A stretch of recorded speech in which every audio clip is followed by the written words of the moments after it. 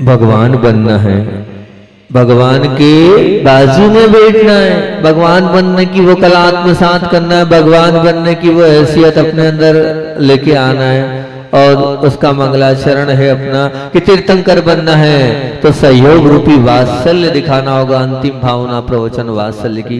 तीर्थंकर बनना है तो समानता रूपी वात्सल्य दिखाना होगा, तीर्थंकर बनना है तो संगठन रूपी वात्सल्य दिखाना होगा, तीर्थंकर बनना है तो समादर रूपी वात्सल्य दिखाना होगा, तीर्थंकर बनना है तो समीचीनता रूपी सत्यता रूपी वात्सल्य दिखाना होगा, तीर्थंकर बनना है तो सद्गुण ग्रहणता रूपी वात्सल्य दिखाना होगा, तीर्थंकर बनना है तो सरलता रूपी वात्सल्य दिखाना होगा, और तीर्थंकर बनना है तो सहनशीलता रूपी वात्सल्य दिखाना होगा।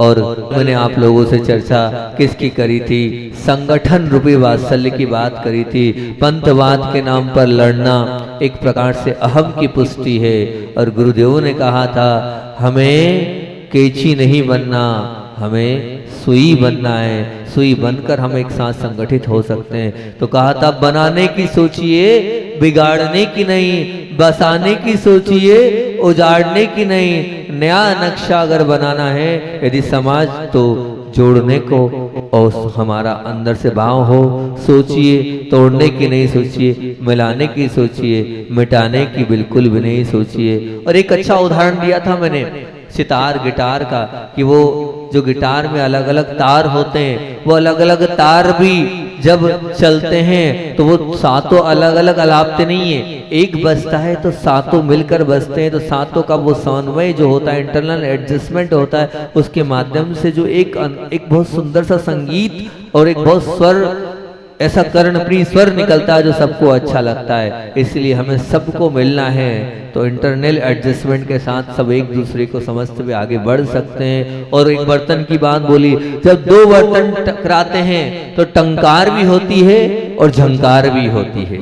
अगर वही बर्तन तालमेल से टकराते हैं तो वो झंकार होती है, और वही बर्तन अगर मान लो तालमेल से नहीं टकराते तो टंकार होती है। हमें टंकार को समाप्त करना है और झंकार को लाना। इसलिए आपस की टंकार को झंकार का रूप दे दो और शोर को संगीत का रूप दे दो, तो जीवन में आनंद आ जाएगा। जीवन का आनंद चाहते हो तो निश्चित रूप से झंकार में अपने जीवन को बना लेंगे, तो बहुत अच्छी बात होगी। क्षमा सागर जी की वो छोटी सी कहानी में आप लोगों के हाथी वाली बताई थी। सब हाथी को बुलाना चाहते हैं, बिठाना चाहते हैं, लेकिन कोई भी हाथी को बिठा नहीं पा रहा है। तो हम क्या करें? हम ऐसे स्थान पर बैठ जाएं कि सब लोग भी आ जाए और हाथी भी बैठ जाए। इसलिए सब अपना मंदिर, अपना ग्रुप, अपने साधु, अपने महाराज, अपने पंथ को छोड़कर एक साथ एक जगह मिल जाएंगे तो निश्चित रूप से प्रेम भाव बढ़ जाएगा। नहीं तो हम एक दूसरे के टांग खींचते चले जा रहे हैं, ये वाला पंच कल्याण किया तो हम इनसे बढ़कर वो वाला पंच कल्याण करके बताएंगे। ऐसा ना होगा तो बहुत अच्छा हो जाएगा, एकजुटता आ जाएगी। और थोड़ी सी बात परिवार की भी हमने बोल दी थी कि वो संगठित अगर परिवार रहेगा तो निश्चित मान के चलना, जो खर्चा बहुत ज्यादा बढ़ रहा है, अलग सब्जी, अलग दूध, अलग चूल्हा, अलग बिजली बिल, अलग बर्तन वाली, अलग कपड़े वाले, अलग काम करने वाले, और 4 परिवार में 4 जगह अलग अलग खर्चा होगा तो और खर्चा बढ़ जाएगा। वही खर्चा 2 लाख की जगह 25, 30, 40, 50 हजार में भी आपका काम चल सकता है, लेकिन सबको अलग अलग चाहिए। और एक ही बात बोली थी, वो अलग अलग होना स्वतंत्रता नहीं है। क्या है? बोलो, याद है मेरा कल का शब्द? स्वच्छंदता है।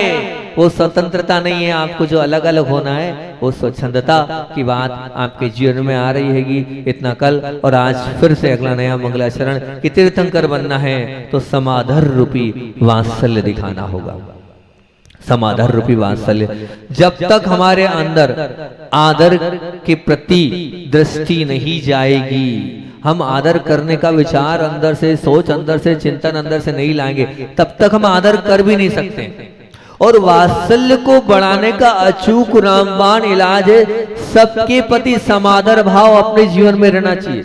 जहां आदर भाव होगा तो निश्चित वात्सल्य तो आना ही आना है, ये मान के चलना। वात्सल्य कोई बहुत दूर की चीज नहीं है, पर हम आदर करेंगे, विनय करेंगे तो वात्सल्य अपने आप आएगा ही आएगा। हम अदर का तो आदर करते हैं, अदर मतलब समझ लेना, अदर मतलब दूसरे।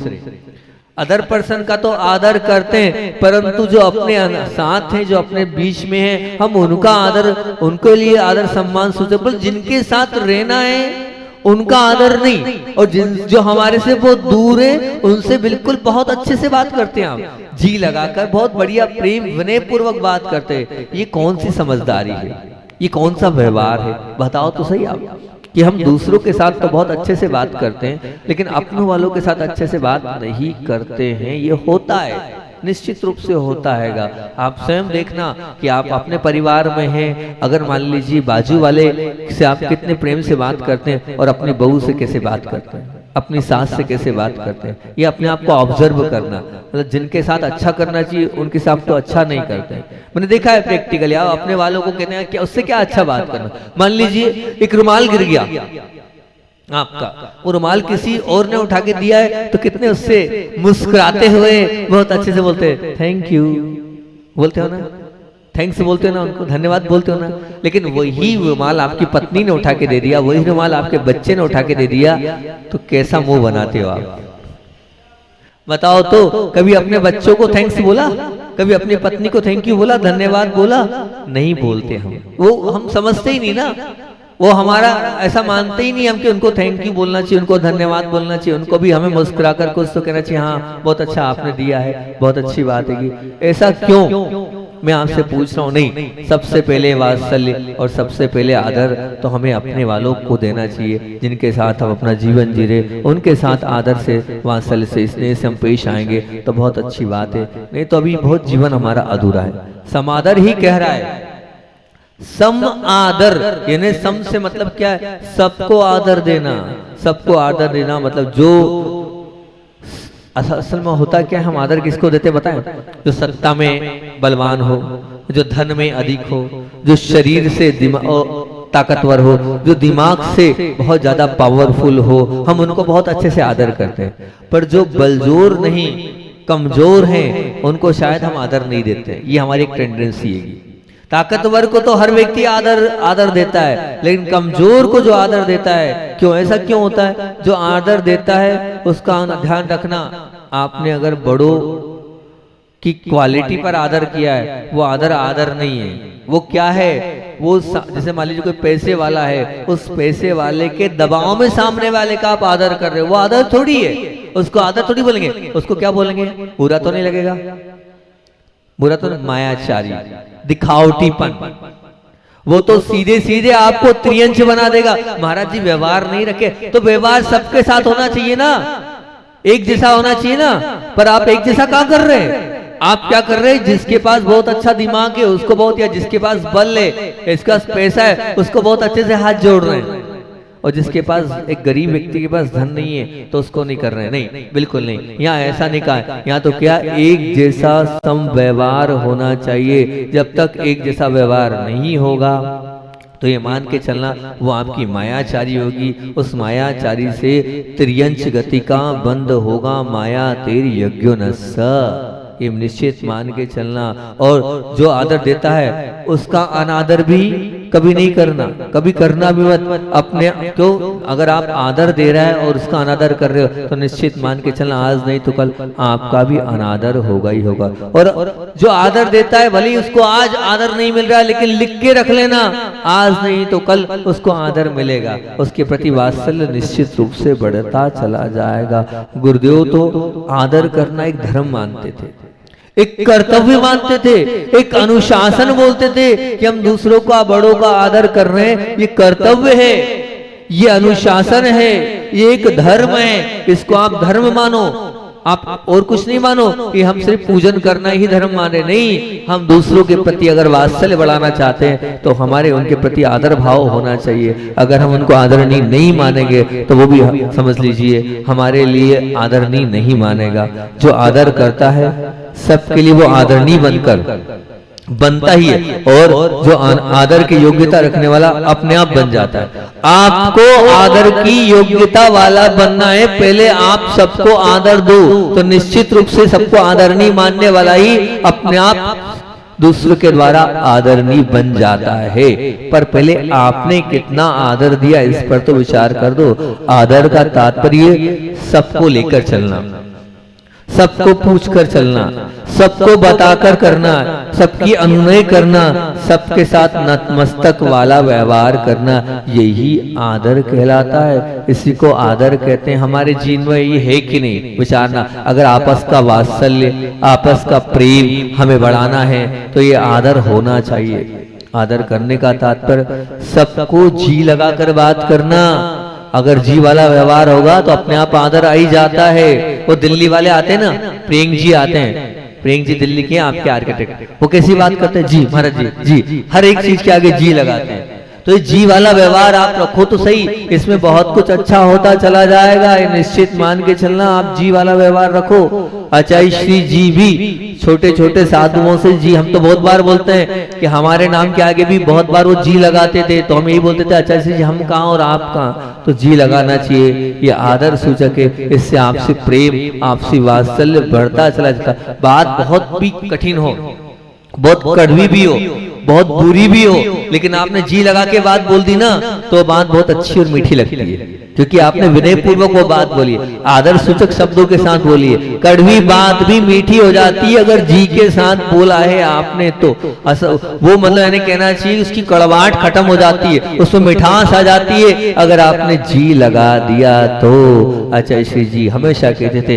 एक छोटा साधु भी आदर और विनय के साथ अगर करता है तो सबको अपने हृदय में बिठाने की वो ताकत रखता है, उसके अंदर है। तो हम यही कहेंगे, क्या आप लोग इतना सा कर सकते हो क्या? हालांकि है बहुत कठिन, आपको दिल्ली में जाके बसना पड़ेगा ऐसा करने के लिए। उधर के लोगों में जी की आदत है, आप हर बात के आगे जी बोलो। बोल सकते हो ये हैं? हो सकता है जी, अच्छा जी हो जाएगा जी, कर लोगे जी, जी लगा लोगे, बोलो तो हाँ या ना। चलो आज एक काम करते हैं अपन, नहीं नियम तो हमारा दूसरा था, दो नियम कर लेते हैं आज। नियम तो अपना दूसरा था, आज का जो नियम है वो तो चाय के त्याग का नियम है ना। अब अगर आपने आज चाय पी ली है ना तो कल मत पीना, ठीक है ना। हाँ, और अब आज एक और छोटा सा नियम दे रहे हैं कि आज दिन भर में हम प्रयास करेंगे जी लगाकर बात करने का। कैसा प्रयास करेंगे? जी लगाकर बात हम करेंगे। हो जाएगा? बोलो जी। हाँ जी तो करो, हाँ जी।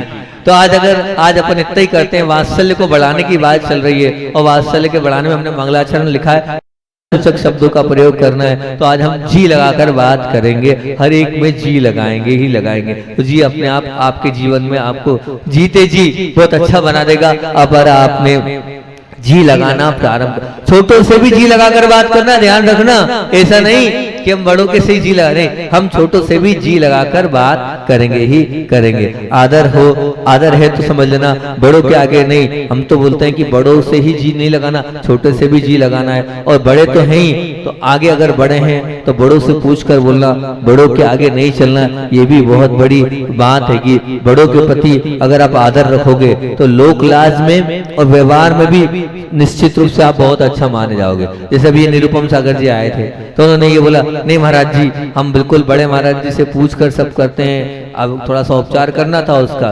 तो मैंने कहा क्यों लेट क्यों हो गए? तो बोले नहीं महाराज जी मैं बड़े महाराज से बिना पूछे कुछ नहीं करता हूँ। बोले मैंने मेरे महाराज जी से आज्ञा ली और महाराज जी ने ये कहा, अरे दुर्लभ सागर जी कर रहे हैं तो कुछ सोचो नहीं, पूछने क्यों आए हमसे?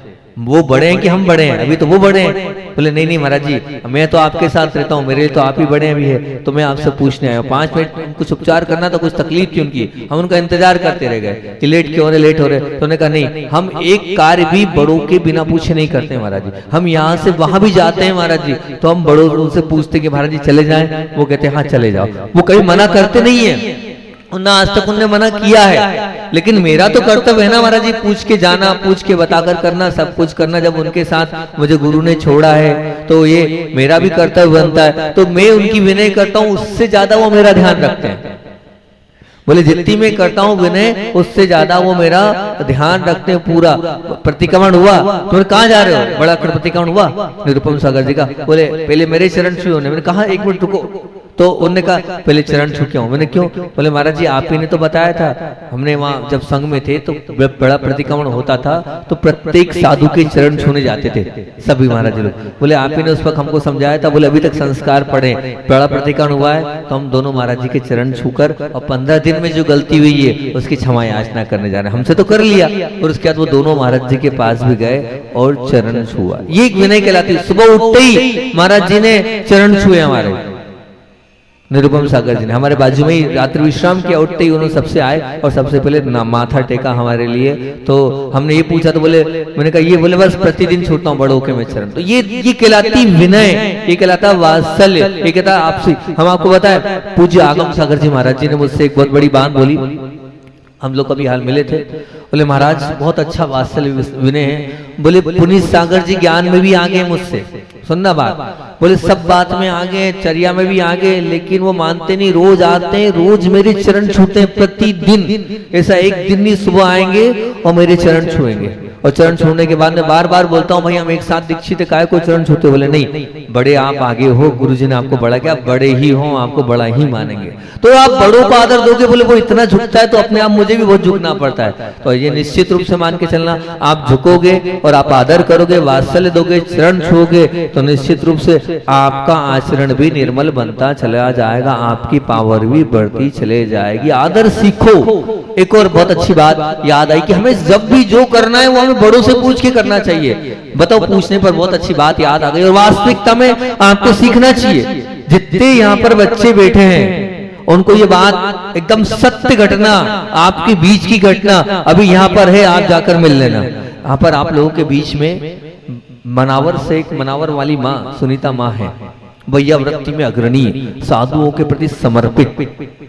पूज्य प्रमाण सागर जी का विवाह चतुर्मास खूब वैयावृत्ति करी, खूब उनको आहार देने का बहुत ही ज्यादा अंदर से उत्साह होता है कि बस किसी तरह से भी हम वैयावृत्ति करके सबसे अच्छे से आहार करा दें। उनकी रियल आपको बता रहा हूँ, बड़ा आश्चर्य होता है कि पंचम काल में भी ऐसा होता है क्या? तो सुनना, उनका मालक बहुत अच्छा अल्ट्राटेक में बहुत बड़ी पोस्ट पर है और बहुत बड़ी पोस्ट पर इंजीनियर जो भी है वो उस पोस्ट पर जितनी तनख्वाह आती है वो पूरी तनख्वाह अपने खाते में जमा नहीं होती है, माँ के खाते में जमा होती है। अपनी माँ के खाते में पूरा पेमेंट जमा होता है और उस पेमेंट को वहां माँ के खाते में जमा हुआ। जमा होने के बाद अगर मान लीजिए उसको कुछ चाहिए भी, मान लीजिए अपने लिए कपड़े भी खरीदना है, माँ पैसे दे दो, कपड़े खरीदना है, जूता भी खरीदना, चप्पल भी खरीदना, कुछ और चीजें भी खरीदना, माँ पैसे दे दो। मान लो घर का भी किराना सामान लाना है तो फोन यहाँ आता है कि माँ वो किराना खत्म हो गया, दूध वाले को देना, बिजली का बिल भरना। ये है, सोचो, 1 रुपया जेब खर्च भी चाहिए तो माँ देगी। माँ से पूछकर कमा बेटा रहा है और किसके अकाउंट में जाता है? माँ के अकाउंट में जाता है और पूरा माँ से माँ पूरा मैनेज करती है। बहू भी उतनी आज्ञाकारी, जब बेटा आज्ञाकारी है तो निश्चित फिर बहू में भी संस्कार है, वो भी बिना पूछे 1 रुपया खर्चा नहीं करती है। अब बेटी बहू भी सर्विस करती है, वो पैसा भी पूरा माँ के अकाउंट में आता है। अब बताओ, वो सर्विस करे लेकिन पूरा अकाउंट में कर रहा है माँ के। ये कहलाती है विनय, ये कहलाता है इससे आपस का वात्सल्य, इसने अपने आप बढ़ता चला जाता है। कोई ऐसा माइका लाल यहाँ पंचम काल में जो पूरा लाके माँ के चरणों में, पिता के चरणों में देता है और फिर मांगता हो कि आप दो, आपसे ले रहा हूँ, जबकि कुछ भी नहीं है मांगा। तो क्या है कि पिताजी की दुकान है तो फिर भी ठीक है, समझ में आता है, पर बाकी उस बेटे ने तो पूरा अपने सेल्फ डिपेंड सर्विस करी, सब कुछ उसका आएगा, लेकिन उसके बाद भी वो इस प्रकार का आदर कर रहा है और बिना पूछे वो आगे नहीं बढ़ रहा। कोई है एकाध कि हाँ हम अपनी माँ को पूरा देते हैं? बता तो दो मामोरा में कोई ऐसा एकाध भगवान मिल जाए हमें। हम भगवान इसलिए बोल रहे हैं क्योंकि तो भगवान आत्मा ही है जो इतनी विनय कर रहा हो इस पंचम काल में रह के भी। तो ये विनय, ये आदर आप सीखो, बहुत अच्छा है। और आपके यहीं रहने बाजू में जाके पूछ लेना कि वास्तविकता में महाराज जी का ऐसा तो नहीं है कि झूठ बोल रहे हो। पूछ लेना, आपके साथ ही तो है, आपके गांव में ही है, अभी हाल वैयावृत्ति के लिए रुकी हुई है वो, तो आप पता कर लेना कि महाराज जी ने ऐसा ऐसा बताया था, सही है कि झूठ है, पता आप कर लेंगे तो बहुत अच्छी बात है कि वैसे वो वैयावृत्ति में अग्रणी और माँ दिन रात लगी रहती है कि। और जहाँ ध्यान रखना, जहाँ आदर के भाव होते हैं वहाँ तो अपने आप भावनाओं में और इच्छाओं को, मतलब जहाँ आदर हो जाती है तो अपने आप वहाँ भावनाएं और इच्छाएं अपने आप सामने वाले के प्रति समर्पित हो जाती है। इसलिए जहाँ आदर के भाव होते हैं वहाँ तो अपनी भावनाओं को और इच्छाओं को गौण करना पड़ता है और सबको, सबकी भावनाओं को देखना पड़ता है और सबकी इच्छाओं को देखना पड़ता है। आप तो सच में आदर का एक बीज मंत्र और दे देता हूं। जी वाला मंत्र तो हो गया ना, एक और बीज मंत्र लो। कौन सा? अगर ये भी हो जाए तो बहुत अच्छी बात है।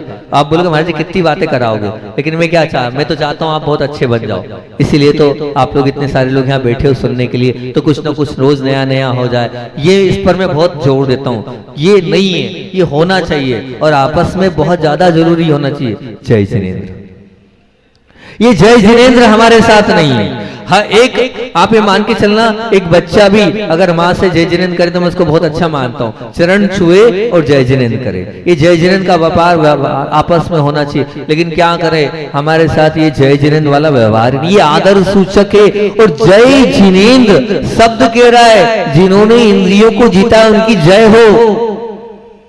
जिन्होंने इंद्रियों को जीता है उसकी जय हो, ये बात बोल रहे हैं। तो जब ये बात बोल रहे हैं, महावीर जयंती का बहुत मार्मिक प्रवचन हुआ था। उस महावीर जयंती नासिक प्रवचन में जय मतलब महावीर जयंती की जय की व्याख्या जय जिनेंद्र पर बड़ी सुंदर मैंने उस समय करी थी। तो उसमें यही बोला था कि कम से कम आप अपने मकानों पर, अपनी गाड़ियों पर और अपने और भी जहां लिखा सकते हो वहां जय जिनेंद्र लिखो। जय जिनेंद्र लिखोगे तो बहुत अच्छी बात है कि तो आप बोलो, एक तो जी बोलना है और दूसरा आदर सूचक जय जिनेंद्र बोलना है। आप बोल सकते हैं जय जिनेंद्र आपस में? नहीं करते। करते हो कि नहीं करते हो बताओ? करते हो? करना चाहिए, होता नहीं है। हम जय जिनेंद्र नहीं करते, लेकिन जय जिनेंद्र बोलने से, ये आचार्य श्री ने कहा था, ये मंत्र है। क्यों मंत्र है? क्योंकि जिनेंद्र भगवान की जयकारा हो रही है, और जिसमें जिनेंद्र भगवान की जयकारा हो रही है वो तो अपने आप मंत्र ही हो जाता है। मंत्र से कोई कम नहीं है जय जिनेंद्र करना। ऐसा है, जय जिनेंद्र आप लोगों को सबको मिलकर बहुत अच्छे से करना चाहिए। और जय जिनेंद्र के साथ हम तो इतना बोलते हैं कि अगर आप माता पिता को प्रतिदिन सोते समय और रोते समय भी अगर चरण छूओगे तो बहुत अच्छी बात है कि उस चरण छूने के माध्यम से भी अपने आप में आदर और विनय होते चले जाएगी। बोलो, हो रहा है? कोई है ऐसा जो अपने माँ के चरण छूता है? पता है, पहले की एक वो दास्तान थी, पहले कहीं जाते थे तब भी चरण छूते थे, और पहले कहीं से आते थे तब भी बड़ों के चरण छूते थे। और मुझे तो अच्छे से याद है, जब भी मैं परीक्षा देने जाता था तो मैं सबसे पहले चरण छू के ही जाता था। अपनी नानी के सबके चरण छूता था। जब भी एग्जाम देने जाता था तो एग्जाम के पहले चरण छूने की परंपरा थी। उस वक्त तो थी वो, विशेष कोई कार्य हो, विशेष वो, तो चरण छू के आप चले जाओ तो सब कुछ अच्छा होता चला जाएगा। है किसी के पास ऐसा? बताओ।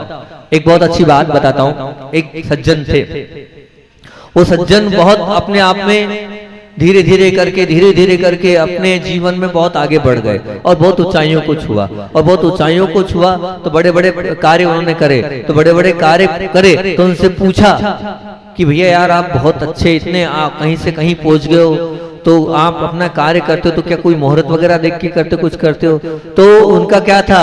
बोले मेरे तो एक ही मुहूर्त है, जब भी कोई कार्य करता हूँ तो मैं मेरे माँ के चरण छूता हूँ, मेरी माँ का आशीर्वाद लेता हूँ, और मेरे माँ के आशीर्वाद से मैं आज ना मैंने कोई मुहूर्त को माना न किसी को माना, बस मैं मेरे माँ के चरण छूता हूँ, और कहीं गुरु मिल जाए तो उन गुरु के चरणों में झुक जाता हूँ, बस इतना ही करता हूँ। आज मैं कहीं से कहीं पहुंचा हूँ तो मेरी माँ का वो आशीर्वाद है, उस माँ के आशीर्वाद से मैं आगे बढ़ता चला गया हूँ। आप मानो तो सही, अपनी माँ को, अपने पिता को, अपने बड़ों को, अपने घर के उन विनयवंत महात्माओं को महात्मा रूप से मानोगे और चरण छूओगे तो आपस का वात्सल्य बढ़ जाए। आप साधु के चरण जो छूते हो, मैं मना नहीं कर रहा हूँ कि साधु के नहीं छूते हो, लेकिन अपने घर के बड़े सदस्यों के चरण छूते हो कि नहीं?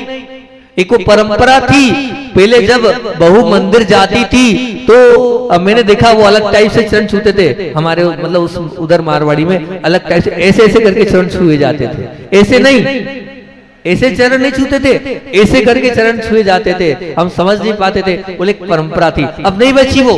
मंदिर जाने के पहले या मंदिर जाने के बाद, याद तो नहीं आ रहा है मुझे, पर वो परंपरा थी कि चरण छुए जाते थे, पर गया वो कार्य। यहाँ है एक आध बहू जो मंदिर जाते वक्त या मंदिर से आकर कब छुए जाते, कोई है पता है आपको? कोई एक आध मारवाड़ी बैठा है क्या? नहीं है, ये मारवाड़ियों की परंपरा है, मतलब उस तरफ की परंपरा है। तो मंदिर जाते वक्त शायद चरण छू, एक आध है कोई बहू कि मंदिर जाते वक्त माँ अपनी सासू माँ के चरण छू के जाए, है नहीं है? बोलो तो कोई नहीं है, कोई भी नहीं है, एक आध भी नहीं है,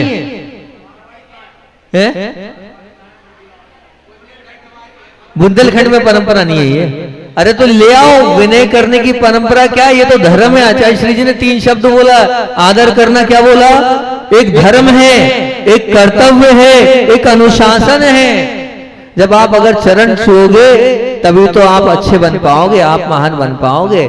कोई एक आध बहू ऐसी तैयार हो जाए या मामो राखी कि मैं मेरी सासू के मंदिर आने के पहले या मंदिर जाने के पहले बाद चरण छूंगी, कोई एक आध है ऐसी ब्रिलियंट वाली है? बहुत अच्छा, आकांक्षा नाम है ना, अपेक्षा।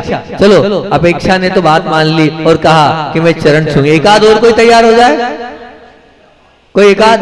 क्या बात है, अध्यक्ष जी की बहू तैयार हो गई, सोनू की धर्म पत्नी हो गई, बहुत अच्छा। और 2 और एक आध 2 4 तैयार हो जाए कि हम चरण छुएंगे मंदिर आने या जाने। तीसरी कौन है ये? अच्छा, हमारे क्या नाम है? हाँ नहीं, अनुभव की धर्मपत्नी है ना? हाँ, अनुभव की धर्मपत्नी। अच्छा, उधर मंत्री जी की बहू भी तैयार हो गई, बहुत अच्छा। 4 पीछे, अच्छा, अल्लू भैया की धर्मपत्नी भी तैयार हो गई, 5 और 6, बहुत अच्छा। और 7, अब सबके नाम तो मैं नहीं जान पा रहा हूँ। 8 9, अच्छा, हमारे नेहरू जी की धर्मपत्नी 10, और अब जिनके नाम जान पा रहा हूँ उनके नाम बोल पा रहा हूँ मैं, 11, बहुत अच्छा। और कोई बहू तैयार हो रही है? बाकी बहू तैयार नहीं हो रही है क्या? है? बस बामोने में 12 ही बहुएं हैं जो सास को मां मानती है, बाकी बहुएं सास मानती, मां नहीं मानती है। जो मां मानेगी ना बहू, वही चरण छू पाएगी, और जो सास मानती है वो चरण शायद नहीं छू पाएगी। 2-3 बातें आदर करने की बताती है वात्सल्य बढ़ाने के लिए। सबसे पहली बात तो बोल दिए कि हम जी लगाकर बात करेंगे, आपस में जी का व्यवहार करेंगे, हर एक वस्तु हर एक वाक्य के आगे जी कहेंगे। दूसरा, हम जय जनेन्द्र बोलेंगे, और तीसरा, हम चरण छूते चलेंगे। तो निश्चित रूप से हमारे जीवन में वात्सल्य आ जाएगा, और वात्सल्य आएगा तो निश्चित, क्योंकि ये क्या है? ये 16वें नंबर की भावना है, प्रवचन वात्सल्य। और वात्सल्य बनना और वात्सल्य देना और वात्सल्य के साथ जीवन जीना ही तो भगवान बनाएगा, क्योंकि तीर्थंकर बना रहा है ये वात्सल्य भाव। और तीसरा अतिशय आपको बताता हूं कि अजमेर की वो जैन समाज एकदम, वहां की कमेटी बड़ी हैरान परेशान हो गई। व्यवस्था करी कुछ हजारों लोगों की, और भीड़ इतनी टूट गई कि संभल नहीं रही है। अब संभल नहीं रही है तो एक जगह समस्या जाती है, कहीं भी व्यक्ति खड़ा हो सकता है, बैठ सकता है, सब हो सकता है, लेकिन घोषणा ये कर दी थी कि सबका भोजन अजमेर जैन समाज कराएगी। दूर दूर से लोग आ गए। कमेटी ने सोचा 2000, 5000, 10,000 इतने लोगों की व्यवस्था हमने भोजन की करी थी, इतनी ही उम्मीद थी, लेकिन उससे चौगुनी जितनी व्यवस्था थी उससे चौगुनी जनता श्रद्धालु आ गए वहां पर। और जब श्रद्धालु लोग इतने आए तो सब हैरान परेशान हो गए, और आचार्य ज्ञान सागर जी के पास पहुंचे। आचार्य श्री जी, हम बड़े हतोत्साही थे, हम क्या करें, हम कैसी व्यवस्था करें? तब गुरुदेव ने कहा, आचार्य, तब तो मुनि थे, बोले चिंता नहीं करो, विद्याधर का बहुत पुण्य है। कुछ एक तरीका बताया, बोले ऐसे ऐसे सामग्री को इस प्रकार से रख दो, सब अपने आप होता चला जाएगा, विकल्प कुछ नहीं करो। और वास्तविकता में वही हुआ, हजारों लोग उस भोजन में भोजन कर गए। उसके बाद भी भोजन बच गया, उसके बाद भी भोजन क्या हो गया? ये बच गया। ये अतिशय उन्हीं के साथ होता है जो पुण्यशाली जीव होते हैं। उनका अतिशय था कि बना कम था, लेकिन बहुत सारे लोगों ने भोजन कर लिया। ऐसे पूज्य गुरुदेव के जीवन से जुड़े अनेकों अतिशय हैं। ये तीसरा अतिशय भी आपको बताते, बाद विराम रखेंगे, इतने रखते हैं। बोलिए आचार्य वन विद्यासागर जी महामुनि राज की।